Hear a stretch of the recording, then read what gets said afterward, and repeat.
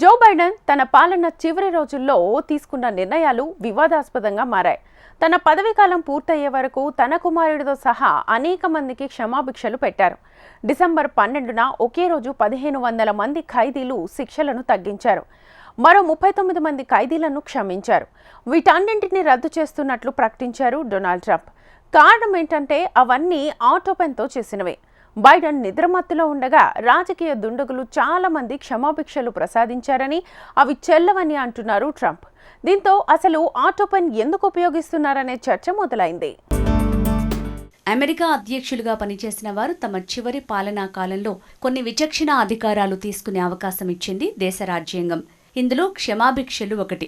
ఇప్పటిదాకా అమెరికాకు అధ్యక్షులుగా పనిచేసిన వారంతా ఈ అవకాశాన్ని ఉపయోగించుకున్న వారే కావటం విశేషం. అయితే జో బైడెన్ ఈ విషయంలో శృతి మించారనే ఆరోపణలున్నాయి. అధ్యక్షుడిగా దిగిపోవటానికి కొన్ని గంటల ముందు వరకు పలువురికి ఎడాపెడా క్షమాభిక్షలు ప్రసాదించారు బైడెన్. అధ్యక్షుడిగా తనకున్న విచక్షణ అధికారాలతో ముందుకు వెళ్లారు. అయితే ఈ నిర్ణయాలను ప్రశ్నిస్తూ సంచలన నిర్ణయం తీసుకున్నారు కొత్త అధ్యక్షుడు డొనాల్డ్ ట్రంప్. బైడెన్ సర్కార్ చివరి రోజుల్లో తీసుకున్న క్షమాభిక్షల నిర్ణయాలు చెల్లవని ప్రకటించారు. అసలు బైడెన్కు ఏమీ తెలీదని, అది పదవి దిగిపోవడానికి చివరి గంటల్లో కాకతాళీయ చర్యగా అభివర్ణించారు. ఆ సమయంలో విచారణ జరిపిన కమిటీలోని సభ్యులు క్షమాభిక్షలు ఇవ్వడం కూడా చెల్లదన్నారు. ఇందుకు కారణం ఆటోపెన్ అని తెలిపారు ట్రంప్. క్షమాభిక్ష పత్రాలపై బైడెన్ పేరిట ఆటోపెన్తో సంతకాలు జరిగాయని, అందుకే వాటిని రద్దు చేస్తున్నట్లు ప్రకటించారు. ఆటోపెన్ అంటే ఓ వ్యక్తి సంతకాన్ని నకలు చేసే పరికరం. బైడెన్ నిద్రమత్తులో ఉండగా రాజకీయ దుండగులు చాలా మందికి క్షమాభిక్షలు ప్రసాదించారు. అవి చెల్లవని, శూన్యమని, ఎటువంటి ప్రభావం చూపవని ప్రకటిస్తున్నాను. ఎందుకంటే అవి ఆటోపెన్తో చేసినవి. ఒక రకంగా చెప్పాలంటే బైడెన్ వాటిపై సంతకమే చేయలేదు. మరో ముఖ్యమైన విషయం ఏంటంటే ఆయనకు ఈ విషయం కూడా తెలీదు. ఈ వ్యవహారం నడిపిన వారు నేరం చేశారని వెల్లడించారు. బైడెన్ డిసెంబర్ 12న ఒకే రోజు 1500 మంది ఖైదీల శిక్షలను తగ్గించారు. మరో 39 మంది ఖైదీలను క్షమించారు. అమెరికా ఆధునిక చరిత్రలో ఈ స్థాయిలో క్షమాభిక్షలు ఎవ్వరూ ప్రసాదించలేదు. ఇవన్నీ ఆటోపెన్తో చేసిన సంతకాలని ట్రంప్ పేర్కొంటున్నారు. బైడెన్ తన చివరి పాలనా కాలంలో ఆయన సొంత కొడుకు Hunter Biden, doctor Anthony Fauci, retired general mark milli 2021 జనవరి 6న యుఎస్ క్యాపిటల్పై దాడిని దర్యాప్తు చేసిన హౌస్ కమిటీ సభ్యులకు క్షమాభిక్షలు మంజూరు చేశారు.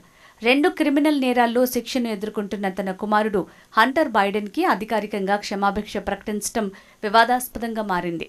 తనకు న్యాయ వ్యవస్థపై పూర్తి విశ్వాసం ఉన్నప్పటికీ రాజకీయాలు ఈ ప్రక్రియను భ్రష్టు పట్టించడం వల్ల అన్యాయం జరిగిందని బైడెన్ అన్నారు. ఒక తండ్రిగా, అధ్యక్షుడిగా ఎందుకు ఈ నిర్ణయం తీసుకున్నానో అమెరికన్లు అర్థం చేసుకుంటారని ఆశిస్తున్నా అని చెప్పారు. హంటర్ బైడెన్పై సెప్టెంబర్లో పన్ను ఎగవేత కింద కేసు నమోదైంది.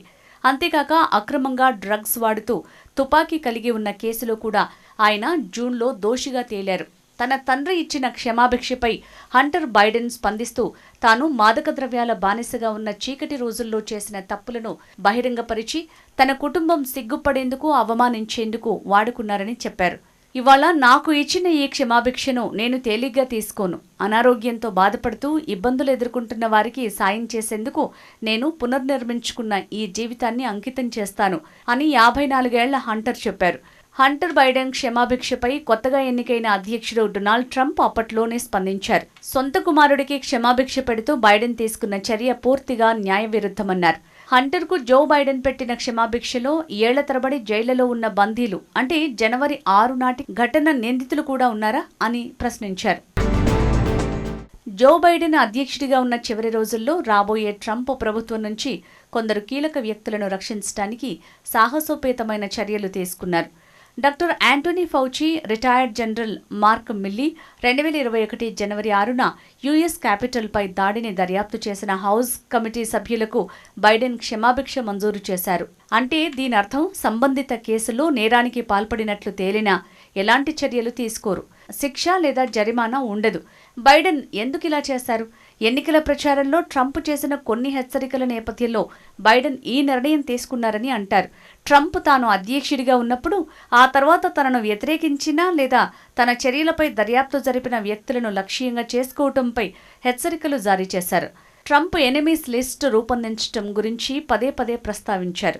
2020 ఎన్నికల అవకతవకల్ని ప్రశ్నించినప్పుడు తనకు అండగా నిలిచిన వారినే సలహాదారులుగా నియమించుకున్నారు. తనను సవాల్ చేసిన వారిని శిక్షించడానికి ట్రంప్ వెనకాడరని చాలా మంది భయపడుతున్నారు. మరో విచిత్రం ఏంటంటే జో బైడెన్ తన 2 టర్కీ కోళ్లను క్షమించారు. అవి చనిపోయేంత వరకు వాటిని చంపి తినకుండా ధైర్యంగా బతికే అవకాశం ఇచ్చారు.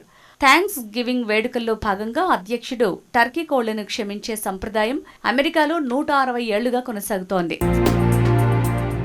అమెరికా అధ్యక్షులు తమ కుటుంబ సభ్యులకు క్షమాభిక్ష ప్రకటించడం ఇదే తొలిసారి కాదు. బిల్ క్లింటన్ కూడా తన సవతి సోదరుడు రోజర్ క్లింటన్కు 1985 నాటి కొకాయిన్కు సంబంధించిన నేరంలో 2001లో క్షమాభిక్ష ప్రకటించారు. డొనాల్డ్ ట్రంప్ కూడా 2020లో తన కూతురు ఇవాంకా ట్రంప్ మామ చార్లెస్ కుష్నర్కు క్షమాభిక్ష ప్రకటించారు. తాజాగా ట్రంప్ తన కొత్త కేబినెట్లో కుష్నర్ను ఫ్రాన్స్కు రాయబారిగాను ప్రకటించారు. పదవిని వీడే ముందు క్షమాభిక్ష ప్రసాదించడం అమెరికా అధ్యక్షులకు సర్వసాధారణం. డొనాల్డ్ ట్రంప్ తొలిసారి అధికారంలో ఉన్నప్పుడు 100కు పైగా క్షమాభిక్షలు ప్రసాదించారు. వీటిలో చాలా వరకు తన పదవీకాలం చివరి నెలల్లోనే తీసుకున్నవి. మానవ ప్రమేయం లేకుండా సంతకాలు చేయటానికి ఆటో పెన్ను వినియోగిస్తారు. చాలా ఏళ్ల నుంచి అమెరికాలో వీటిని వాడుతున్నారు. కార్యనిర్వాహక ఉత్తర్వులపై కూడా గతంలో మాజీ అధ్యక్షుడు బరాక్ ఒబామా ఆటో పెన్తో సంతకం చేశారు. ఆసక్తికరమైన విషయం ఏంటంటే ట్రంప్ కూడా గతంలో ఈ ఆటో పెన్ను విరివిగా వినియోగించారు. ఆటో పెన్ అనేది డూప్లికేట్ సంతకాలను నిజమైన ఇంకుతో చేసే పరికరం లాంటిది. ప్రజా జీవితంలో ఉండే కీలక వ్యక్తులు, సెలబ్రిటీలు వాణిజ్య అవసరాల కోసం భారీ సంఖ్యలో ఆటోగ్రాఫ్లు చేయటానికి దీన్ని వాడుతుంటారు. ఒక ప్రింటర్ సైజులో యాంత్రిక హస్తంతో ఇది ఉంటుంది. ఇది సాధారణ పెన్ను లేదా పెన్సిల్ని పట్టుకోగలదు. దీనిలో ప్రోగ్రామ్ చేసిన సంతకానికి నకళ్లు రాయగలదు. అమెరికాలోని అనేక యూనివర్సిటీలు, గవర్నమెంట్ ఏజెన్సీలు, ఇతర సంస్థల్లో దాదాపు 60 ఏళ్ల నుంచి వాడుతున్నట్లు పేర్కొంది. అంతేకాదు ప్రపంచవ్యాప్తంగా ప్రభావవంతమైన నేతలు దీనిని కొన్నేళ్లుగా వాడుతూనే ఉన్నారు. అప్పట్లో అమెరికా అధ్యక్షుడు థామస్ జెఫర్సన్ ఆయన పదవీకాలం అనంతరం కూడా దీనిని వినియోగించారు. 2005లో అమెరికాలోని జస్టిస్ డిపార్ట్మెంట్లోని the office of legal counsel మార్గదర్శకాల ప్రకారం ఆటో పెన్ వాడటం చట్టబద్ధమే. గతంలో కూడా చాలా మంది అధ్యక్షులు ఆటో పెన్ వినియోగించారు. వీరిలో బరాక్ ఒబామా ది పేట్రియాట్ యాక్ట్కు సంబంధించి తీసుకున్న నిర్ణయంపై ఆటో పెన్ వాడి సంతకం చేయటం నాడు వివాదాస్పదంగా మారింది. వాస్తవానికి నాడు బైడెన్ వృద్ధాప్య కారణాలతో అధ్యక్ష రేసు నుంచి వైదొలిగిన విషయం తెలిసిందే. తాజాగా ఆటో పెన్ వివాదం తెరపైకి రావడంతో అసలు ఆయన ఆరోగ్యంపైనే సందేహాలు వస్తున్నాయి. కానీ ఇక్కడ బైడెన్ ఆటో పెన్ వాడారా లేదా అన్నది కూడా స్పష్టత లేదు. కాగా అధ్యక్షుడు డొనాల్డ్ ట్రంప్ కూడా ఈ వ్యవహారంపై స్వల్పంగా స్వరం మార్చారు. ఎయిర్ ఫోర్స్ 1లో ఆయన విలేకరులతో మాట్లాడుతూ అది నా నిర్ణయం కాదు, కోర్టులపై ఆధారపడి ఉంటుంది, కానీ అవి చెల్లవని నేను చెప్పాను.